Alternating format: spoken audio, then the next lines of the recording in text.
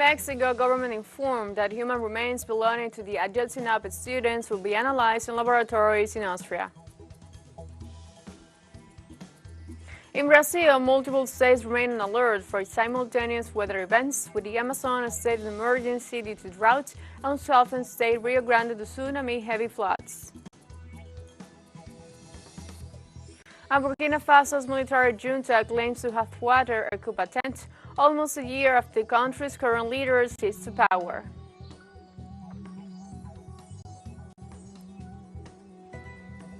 Hello, welcome to From the South. I'm Ana Rosabal from the TeleSUR studios in Havana, Cuba. We'll begin with the news. Authorities in Mexico reported on Thursday that an alleged member of organized crime blocked the highway in the state of Nuevo León with torch-heavy vehicles. The events took place on Wednesday evening at 3 points along the national highway. According to official reports, an individual threatened trailer drivers with firearms in order to seize the vehicles and set them on fire. In statements to local media, the State Security Secretary Geraldo Palacios Pamanes announced that 11 alleged criminals have been arrested. These violent events took place one day after the discovery of 12 mutilated bodies in the States. For that reason, 100 military personnel arrived in Nuevo León to increase security. On Wednesday, the Mexican government informed that human remains that could belong to some of the students who disappeared in Mexico in 2014 will be analyzed in the laboratory of the University of Innsbruck in Austria. The statement added that the Mexican prosecutor's office will send human remains that could belong to some of the 43 missing students from Ayotzinapa to a laboratory at the University of Innsbruck, Austria, and also stated that the additional remains will be analyzed by experts from the Mexican Attorney General's office. The youths disappeared between September 26 and 27, 2014 in its southern Mexican state of Guerrero while they were trying to take buses to Mexico City to participate in the march. According to the Truth Commission, they were victims of a mockery by the mayor of municipality of Iguala and Guerrero's Unidos cartel. So far, only 3 of the 43 missing youth have been found and identified.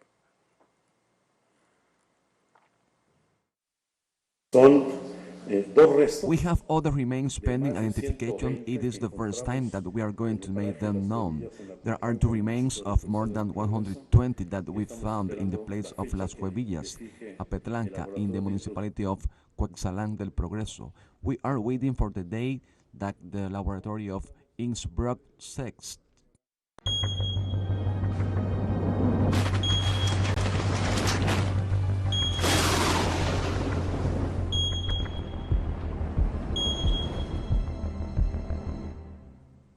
In Brazil, multiple states remain on alert for simultaneous weather events. In the state of Amazonas, 45 cities are in a state of emergency due to the drought, which is expected to affect 100,000 people. Meanwhile, weather authorities reported that in Sao Paulo and Rio de Janeiro, temperatures of at least 40 degrees were felt, warming human health in the middle of this year's winter record hit. Finally, in Rio Grande do Sul, large floods dangerously raised the level of Lake Guaíba, while an extratropical cyclone is forming that will also hit the neighboring state of Santa Catarina. Greece Fire Department reported on Thursday that hundreds of people were rescued from floods due to a new storm that hit the country just after floods left 17 people dead. According to authorities, emergency services assisted more than 250 people in the region surrounding the central city of Volos, where a curfew was declared on Wednesday as Storm Elias made landfall. The atmospheric event also hit the island of Iobia, causing emergency traffic restrictions in the north of the island. In this sense, the official report that noted that much of Volos is without power and some sections of the local hospital were flooded, although the center remained operational. Volos, a city of nearly 140,000 people, was still struggling to recover from Storm Daniel, which dumped catastrophic amounts of rain on central Greece 3 weeks ago. Only this week, they finished cleaning from Storm Daniel. Yesterday it started raining from noon, but we thought it was a small shower. We didn't expect the embankment to break again and to flood the area. This is what happened. We are back to square one. In Argentina, Clementina 21, the domestic supercomputer, has already begun to operate. It is the most powerful equipment in Latin America and will be used for the preparation of atmospheric forecasts, as well as for studies in dynamics, complex systems, artificial intelligence, and data science. On Wednesday, at the headquarters of the National Meteorological Service, SMN, in the city of Buenos Aires, there was assignment about the Clementina, the supercomputer that Argentina acquired in December 2022 and began to operate satisfactorily, and is a milestone for the scientific and technological system. The equipment is one of the 100 most powerful in the world in its field and will be used by the entire research community. In this way, the southern country becomes one of the few nations in possession of a technology of this caliber that would allow, among other functions, to make more accurate weather forecasts. We finished knowing more of the ancestral customs of South America. Weaving for Chilean women hiding in the mountains is a tradition of decades. The Aymara women, for example, watched their mothers weaving and in turn dedicated themselves to this work. Girls learned to weave wool yarn at the age of 6, and they mostly did not have children's toys. However, their entertainment remains in watching their elders knit. Some of the garments have a special meaning for religious ceremonies or weddings. Knitting is also a process that can take up to 2 years. It is the time it takes for the wool to grow before the llamas and alpacas are sheared. More than 3 million Aymara people live in Chile, Peru, and Bolivia. The Aymara have their own language, social organization, and worldview. The costume that we call axu is issued more on important days, marriage, the party, the ferio, pairing ceremonies, for all those things. Our costume is important to dress up. One with that costume feels indigenous, that I am Aymara.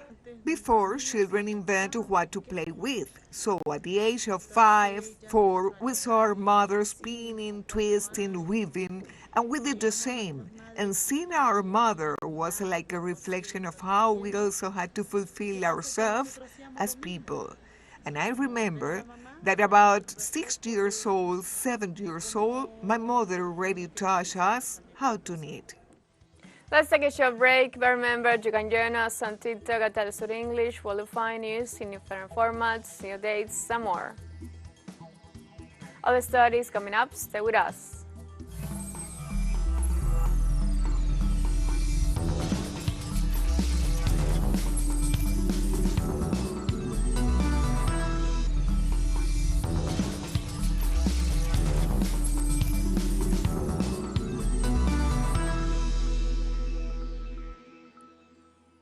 Welcome back. The second debate of Republican presidential candidates for the 2024 presidential election took place in the United States on Wednesday. The debate took place with 7 candidates running to be the party's presidential nominee in 2024, while the front-runner former President Donald Trump remained absent.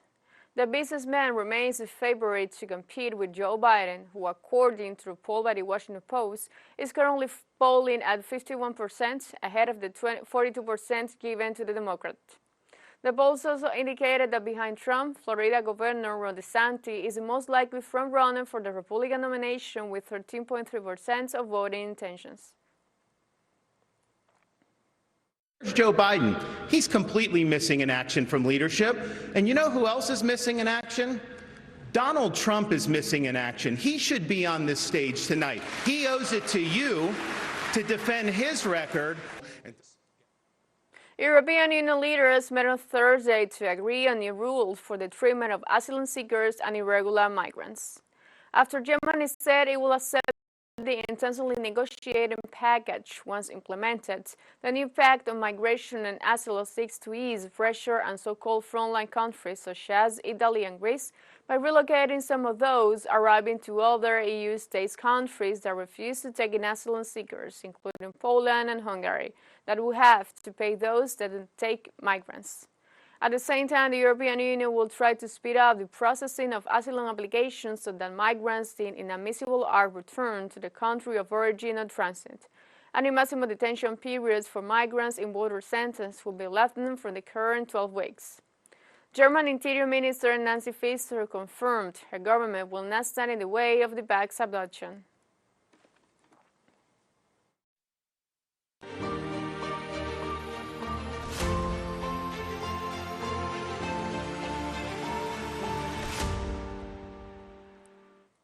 On a visit to Kiev on Thursday, NATO Chief Jens Stoltenberg in a press conference alongside President Volodymyr Zelensky stated that Ukraine's side with the military alliance had never been so close.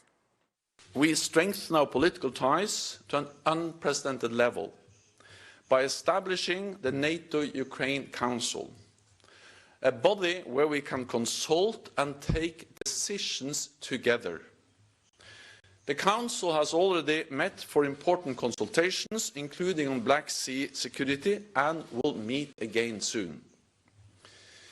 These three decisions mean that Ukraine is now closer to NATO than ever before. In Armenia, the government of Yerevan reported on Thursday that more than half of the population of Nagorno-Karabakh has left their homes and moved to Armenia after the military operation of Azerbaijan. According to the data provided by the Armenian government, in 24 hours, the number of Armenians who have left Nagorno-Karabakh has increased by more than 22,000. Most of the displaced relatives to take them in, while the rest are settled in shelters, hotels, reception centers, and other buildings in the city of Goris, which is located near the border with Azerbaijan. The migration of Armenians from Karabakh continues despite Azerbaijan's President Ilham Aliyev's promise to respect the rights of the enclave's population. In Uzbekistan, a powerful explosion in the capital Tashkent left 1 dead and more than 160 injured, as well as damage to several buildings.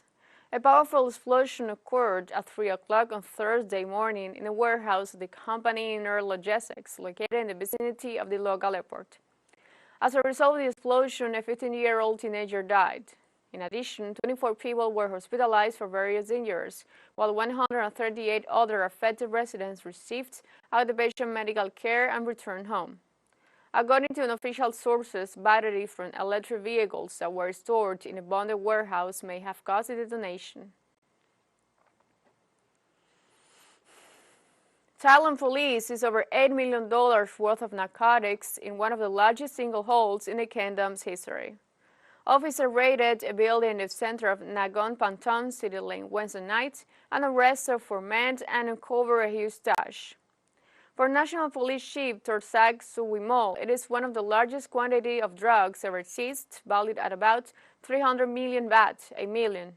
Sugimol added that they found about 15 million Java pills, methamphetamine tablets that are produced and consumed throughout the region. Last year, police seized about 540 million such pills in total, more than twice as many as in 2017, according to data from the United Nations Office on Drugs and Crime. The so-called Golden Triangle, where Thailand, Myanmar, and Laos meet, has long been a hotspot for smuggling drugs, especially methamphetamine, despite repeated crackdowns.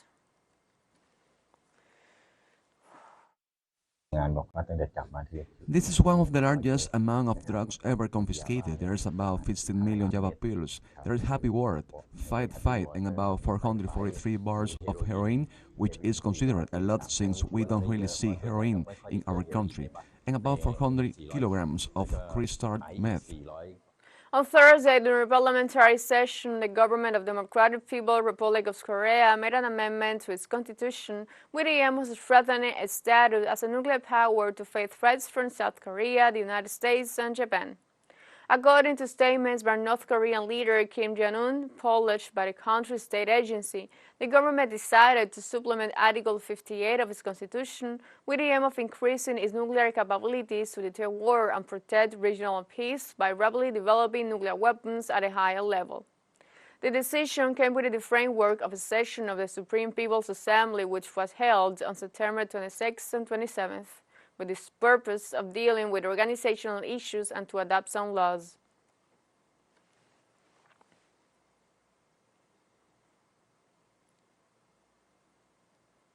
The Chinese Defense Ministry on Thursday dismissed as idiotic nonsense Taiwan's strategy of protecting itself with the first domestically manufactured submarines. During the press conference, Defense Ministry spokesman Wu Qian declared that they will not be able to stop the general trend of national reunification. Limiting their abilities and eventually will cause destruction. As for what you say about preventing the People's Liberation Army ground force from entering the Pacific Ocean, this is idiotic nonsense.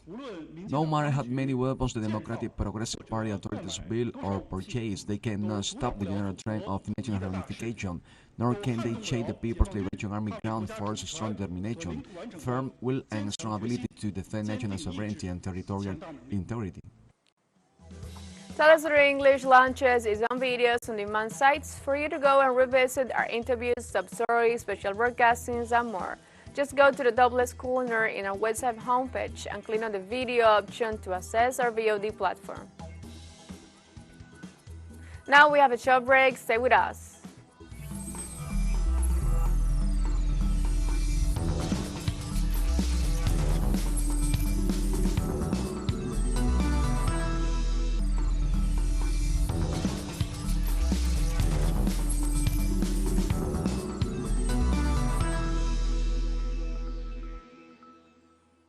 Welcome back.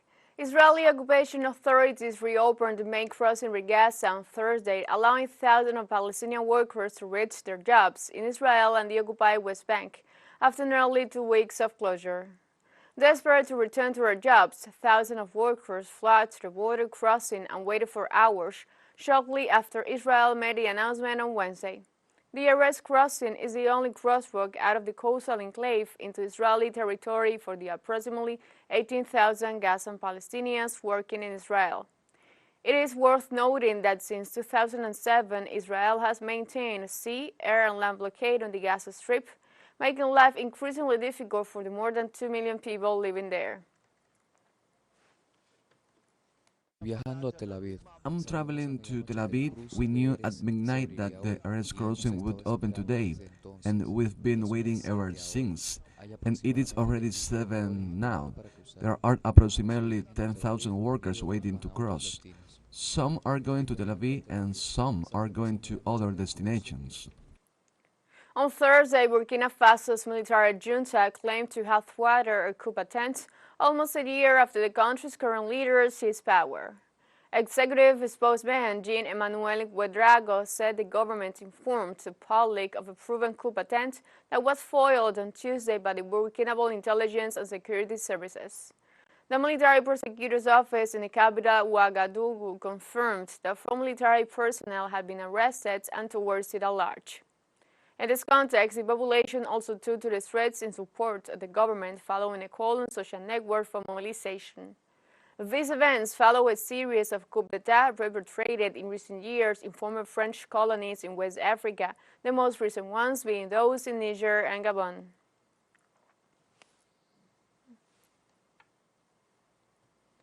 In China, an American-Brazilian startup producing a safety multifunctional tool for people with disability has been seeking out new opportunities in the country. Established in 2015, tech firm Key2 Enable works to provide suitable solutions for people with motor, intellectual, and physical disabilities, and has been developing innovative educational and assistive technology to help with everyday tasks. The company took part in an entrepreneurship competition held in Beijing 2 years ago, which was organized by High Headcall, a global entrepreneurial brand based in the Chinese capital.